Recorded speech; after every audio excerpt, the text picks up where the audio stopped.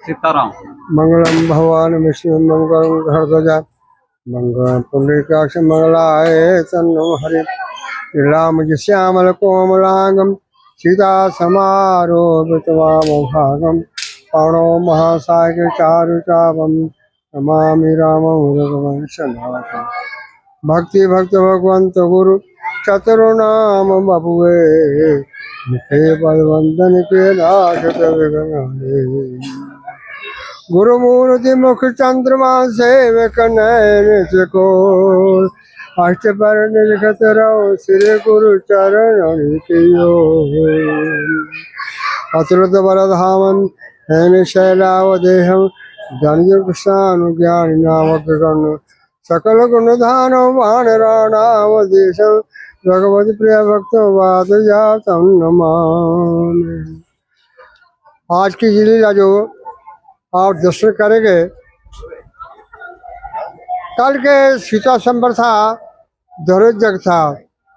धनुर्जग में उदयराज श्री जगराज जी ने अपने पुत्री सीता जी के संबर में एक धनुष रखा था कि जो भी इस धनुष को उठा करके चिल्ला चढ़ाएंगे उसको तोड़ेगा, हमारी पुत्री सीता उसी के गले में जयमाला पहनेगी। तो देश विदेश से राजा महाराजा अपने बलबूता का दिखाने के लिए जहाँ आए थे, किसी से धनुष टूटने की तरफ रहा, किसी धनुष हिला तक नहीं, क्योंकि वो धनुष जो था वो शंकर जी का धनुष था। तो परशुराम जी ने उस धनुष को जहाँ जनका जी को सौंप रखा था कि इस धनुष की आपने रक्षा करनी है, इसकी सेवा करनी है। तो एक बार की बात है, तो धनुष को जब जानकी जी ने देखा तो जानकी रोज वहाँ जाकर के सेवा करती थी। तो जानकी जी ने बाएं हाथ से धनुष उठा करके नीचे से सफाई की।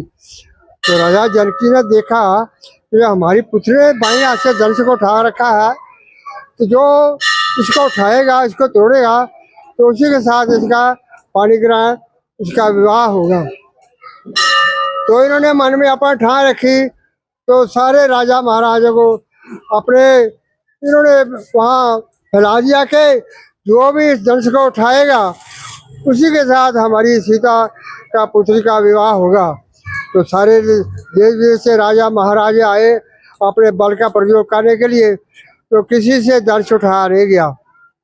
तो विश्वामित्र के साथ में राजा दशरथ चक्रवर्ती, राजा दशरथ के जो राम लाल और लखन लाल जी थे, वो विश्वामित्र जी के साथ में आए रहे जनकपुर में। तो सबको पता चल गया विश्वामित्र के साथ में भगवान राम और लखन लाल जी आए हुए हैं। तो ऊंचे मंच पर तीनों को उठाया गया, विश्वामित्र जी, भगवान राम जी और लखन लाल जी को। सभी राजा महाराजा ने अपने बल का प्रयोग किया, तो किसी से वो धनुष हिला तक नहीं। तो राजा जनक के मन में बहुत कष्ट हुआ, बहुत दुख हुआ, बहुत शोक हुआ कि धरती पर आज मुझे पता चल गया है कोई भी शूरवीर, कोई बलवान नहीं है, तो ये धरती वीरों से खाली है। अब मेरी पुत्री सारी आयु तक ऐसे रहेगी, बिना विवाह के रहेगी। तो वहाँ लखन लाल जी और भगवान राम जी और उनके गुरु जो विश्वामित्र जी से विराजमान थे। तो लखन लाल जी आप जानते हैं तो शेषाय अवतार है, वो तो इस बात को सहन नहीं कर सके। उन्होंने बोला कि हे राजन, आपने सूर्यवंशी के जहाँ होते हुए ऐसे जो वचन बोले हैं हम सहन नहीं कर सकते। तो कहते भगवान राम की मुझे आज्ञा हो तो मैं इस धनुष को उठा करके उसके इतने टुकड़े कर दूं कि किसी को पता भी नहीं चलेगा। तो भगवान राम ने बस संकेत से लखन लाल जी को अपने पास में बैठा दिया।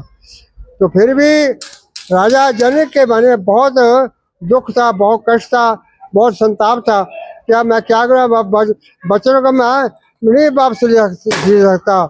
तो भगवान राम को विश्वामित्र जी ने संकेत किया कि हे राम, आप उठिए, इस धनुष को उठा करके इसको तोड़िए और राजा जनक के मन में जो दुख है, संताप है, उसको मिटाइए। तो भगवान राम ने उनकी आज्ञा पा करके तो धनुष को आकर के देखा, जब देखा उनके छूने का समय नहीं मिला, धनुष अपने आप ही उनके हाथ में आ गया। तो धनुष जब उन्होंने देखा तो धनुष के टुकड़े हो गए। इतनी आवाज, इतना कठोर शब्द हुआ कि उस अपने परशुराम जी ने सुना कि आवाज कहाँ से आ रही, इतने कठोर शब्द कैसे आ हुआ। तो जो जहाँ शब्द होते वहीं पर तो अपने परशुराम जी आ गए। जब देखा तो जनक से पूछे ये इतना शोरगुल क्यों हो रहा, इतना भीड़ आपने क्यों इकट्ठा करा, क्या कारण क्या है। तो जनकराज जी ने बताया कि महाराज हमारी पुत्री सीता का स्वयंवर है, मैंने ये धनुष रखा हुआ है। तो जब राजा जनकराज जी का वचन सुना तो परशुराम जी धनुष की तरफ देखा, देखते हैं कि धनुष के टुकड़े हुए ये किसने धनुष तोड़ा है, ये मेरे गुरु का धनुष है, जिसने भी तोड़ा है धनुष वो मेरा शत्रु है, उसको सामने लाओ, नहीं मैं तेरी ये सारी नगरी को उत्तर पुतर कर दूंगा। तो भगवान राम ने बोला है महाराज इस धनुष को तोड़ने वाला कोई आप ही का दास ही होगा। तो फिर परशुराम जी बोले जो दास होता है वो दास का को काम करता है। फिर लखनलाल जी बोले कि हे महाराज आपने इस धनुष के ऊपर आपका इतना स्नेह है, मैंने तो अपने बचपन में ऐसे धनुष तोड़ रखे हैं, तो आपने उस समय तो कोई क्रोध नहीं किया।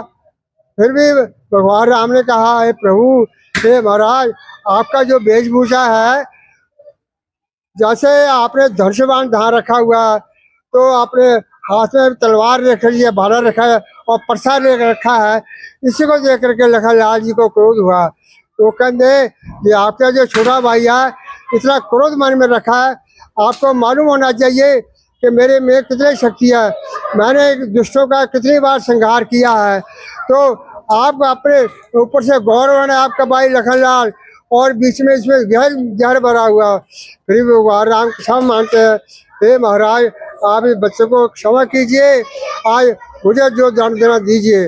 तो कहते हैं जो इस दंश को तोड़ने वाला वो मेरा शत्रु है, तो आप मेरे से युद्ध कीजिए। कहते महाराज मैं तो आपका दास हूँ, मेरा नाम तो खाली राम है, आपका वर नाम है आपका परशुराम है। तो फिर परशुराम के मन में शंका होगी कि जी ऐसी बात करते हैं, सहनशीलता इनमें सहनशीलता है। तो उन्होंने कहा जी मेरा धनुष लो, इसका चिल्ला चढ़ाओ। तो परशुराम जी ने अपना धनुष दिया, तो भगवान राम ने उसको चिल्ला चढ़ाया। तो उनको पता चलता तो भगवान राम का अवतार हो चुका है। फिर उन्होंने क्षमा मांगी, ये प्रभु मुझे क्षमा कीजिए, मैंने आपको बहुत आप शब्द बोले हैं, तो मैं अब जाकर तपस्या करने जा रहा हूँ। उसके बाद आज जो बारात निकली है जगन्नाथ मंदिर जी से, भगवान राम की आज बारात है आ रही है जगन्नाथ मंदिर से, तो बड़ी धूमधाम से बारात आ रही है। आप सबके सहयोग से ये सब जो सारा राम जी का उत्सव हो रहा है, अकेला आदमी कुछ नहीं कर सकता, से पूरे शहर का सहयोग, आपका सहयोग, और हमारे माता श्री गोविंदा जी उनकी सास छत्र के सब ये लीला का प्रयोजन हो रहा है। तो अब ये भगवान राम की जहाँ बारात आएगी और भगवान राम और जानकी जी का और जहाँ विवाह हुआ और विवाह के बाद आप उत्सव होगा, उस उत्सव में आपके भागीदार है, आप सम्मिलित है। आपको बहुत बहुत लाख लाख बधाई हो। मेरी आपसे यही प्रार्थना है कि आप सारी रामलीला में सहयोग देंगे और भगवान के दर्शन करेंगे। बोलो सियावर रामचंद्र भगवान की जय।